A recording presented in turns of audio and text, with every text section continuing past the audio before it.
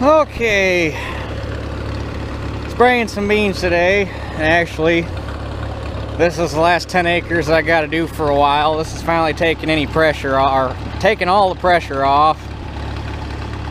Once I get this sprayed, all I got left to do as far as babysitting everything goes is I gotta top dress the muck, which that's probably another 2-3 weeks out. Probably about 2 weeks out, because that corn's just coming out of the ground and I didn't want to burn it. So I still got to get urea spread down there, and then after these beans are sprayed, the only beans I got left to spray is that 40 acres, and those things, it's moldboarded ground, so that stuff's not even, I mean, the beans are only that tall, and it's not even worth spraying yet because the field's still clean. So that's probably gonna be 3-4 weeks at least until that needs sprayed. So this is the end of the babysitting pretty much. All the pressure's off after this. So after I get this done, start working on the 7300 and getting it ready to go for wheat. I got that and the baler dug out of the barn yesterday. Get everything rearranged for that, and I already sprayed some beans tonight. I got 9 acres done, and this is the last 10. Nice thing is, so far, well, all the beans I've been over, they don't really look bad. I mean, they got some spots that look like this, but I mean, this is acceptable. This isn't, this will fill in when they canopy out. This won't look bad. So despite the fact that the corn looks like shit, the beans are surprisingly not that bad and completely and totally acceptable. And as you can, I don't know, you probably can't tell here, some of the replants coming up. That's obviously needs a drink right here. But you can see a little bit of the replants coming up in there. That spot over there is coming up. The other field I had to replant some beans at, that needs a drink. It's those have barely even sprouted yet.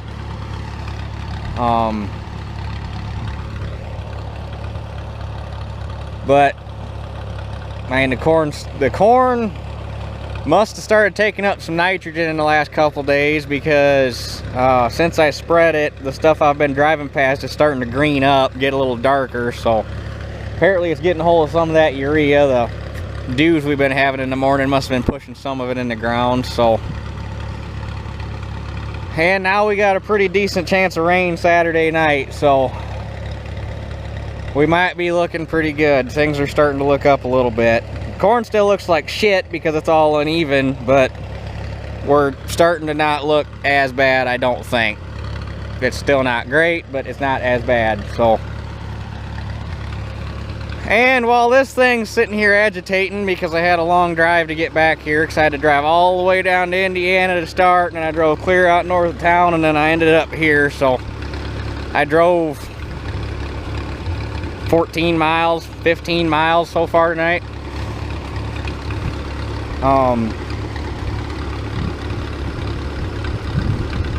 We're gonna fuck with some trolls here, because for some reason the last 2 videos I had, the trolls, they must have let all the retards out because of COVID or something, because the trolls decided that those 2 were the ones that they wanted to pick.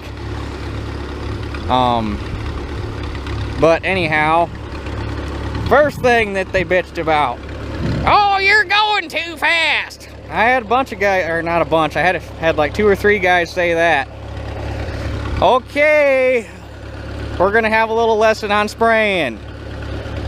I'm running T-Jet XR series nozzles, the yellow ones. I can't remember I can't remember the actual part number for them, but they're XR. I got the yellows on my whole boom, and then on the outsides I have the oranges, which are half rates of the yellows at the pressure I run. But those nozzles are designed to run anywhere between nothing and like 60 pounds of pressure, but their sweet spot is between about 20 and 35 pounds, or PSI, and To get the 10 gallon an acre I want, you got to stay right around 25 to 30 psi. Well, at 25 to 30 psi on those nozzles, to get the 10 gallon an acre, you got to run 5 miles an hour. I'm not going too fast. All I'm doing is running 5 damn miles an hour, which on this tractor happens to be 3rd gear wide open. Which, the reason I picked 3rd gear wide open was because with that old sprayer pump I had on here, I needed the full PTO speed to get the volume I needed to keep the nozzles pressurized. Now that I got that new pump, I'm moving enough volume that honestly I could probably jump up to 4th gear and throttle back.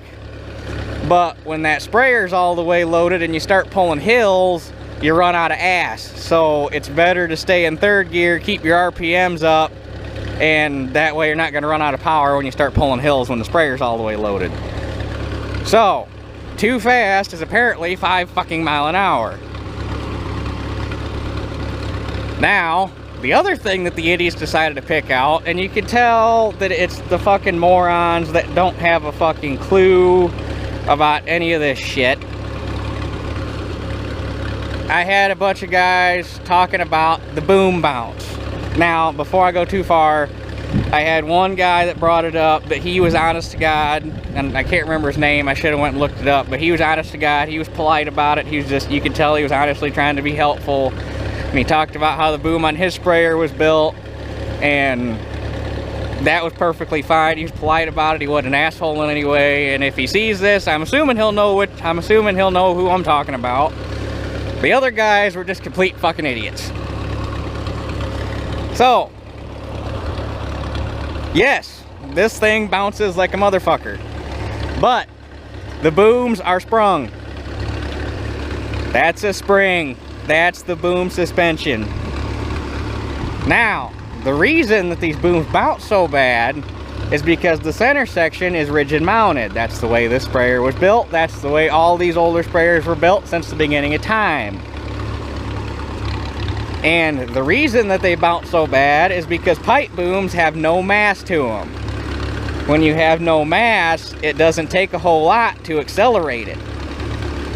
That's, see, bouncing boom.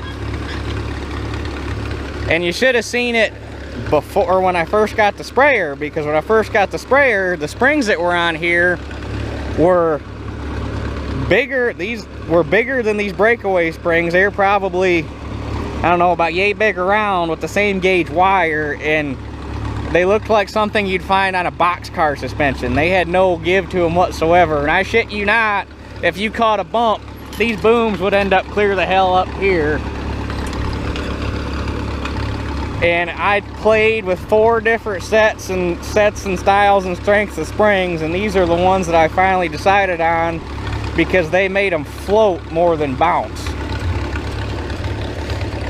Now, you got 2 ways that you could fix this. A, you could add mass to the booms, because the more mass you have, the more energy it's going to take to accelerate it, so they're going to float better. However, these breakaways were not designed to handle that kind of boom weight, and if you add more mass to the booms, next thing you know, every time you make a turn, your booms are going to be coming around and slapping you in the face because you have so much more mass added to the end of the booms. The other way to fix it would to be like how they do modern sprayers. The outer booms are semi-rigidly mounted to the center frame, and then the entire center boom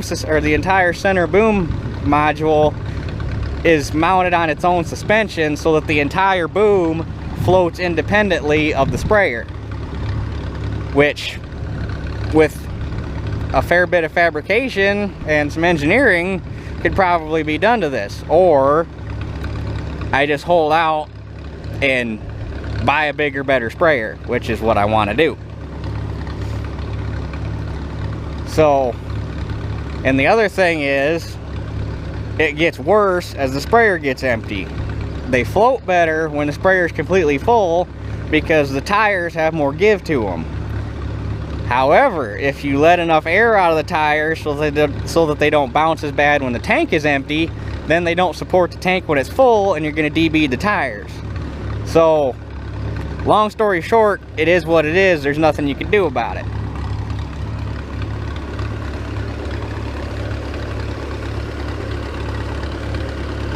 So, that's the picking on the trolls for today.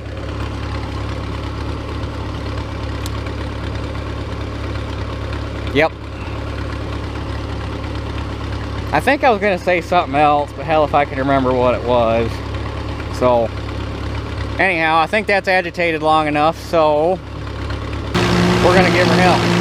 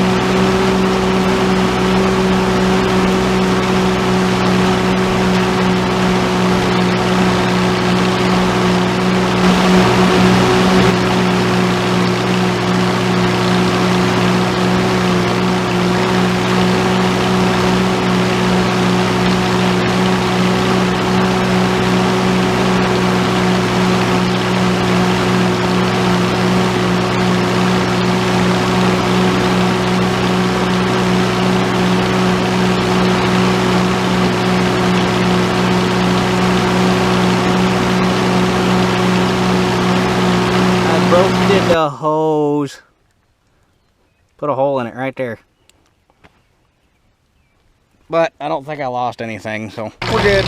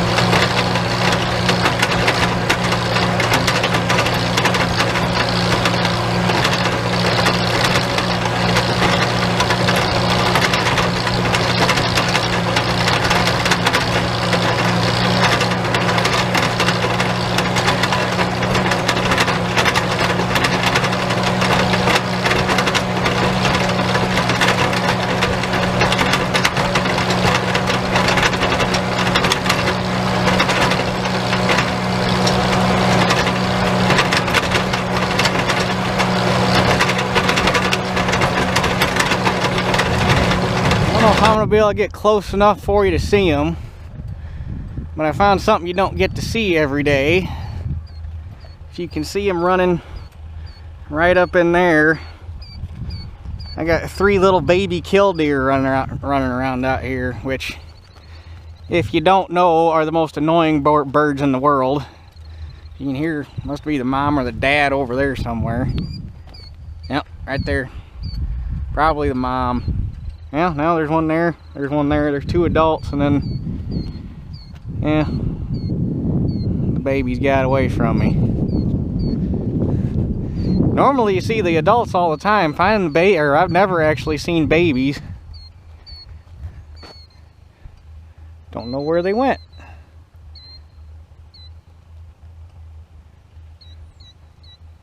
Come on, little guys, where'd you go?